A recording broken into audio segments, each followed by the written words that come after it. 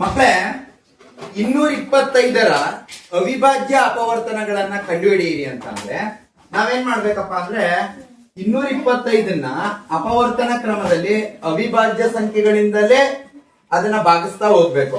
ಉದಾಹರಣೆಗೆ 2 ಅವಿಭಾಜ್ಯ ಸಂಖ್ಯೆ 2ರಿಂದ ಭಾಗ ಆಗಲ್ಲ, 3ರಿಂದ 2 4 5 9 ಓಕೆ 3ರಿಂದ ಆಗುತ್ತೆ. 3 7 21 1 ಉಳಿತು 3 5 15.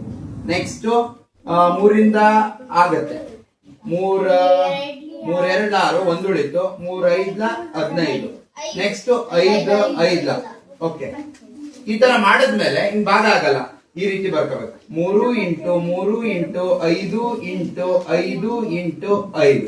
ಇದನ್ನ ನಾವು ಅವಿಭಾಜ್ಯ ಅಪವರ್ತನಗಳು ಅಂತ ಹೇಳ್ತೀವಿ, ಅವಿಭಾಜ್ಯ ಅಪವರ್ತನೀಕರಣ ಅಂತ ಹೇಳ್ತೀವಿ. ಅವಿಭಾಜ್ಯ ಅಪವರ್ತನೀಕರಣ ಕಂಡುಹಿಡಿಯಿರಿ ಅಂದ್ರೆ ಈ ರೀತಿ ಮಾಡ್ಬೇಕು.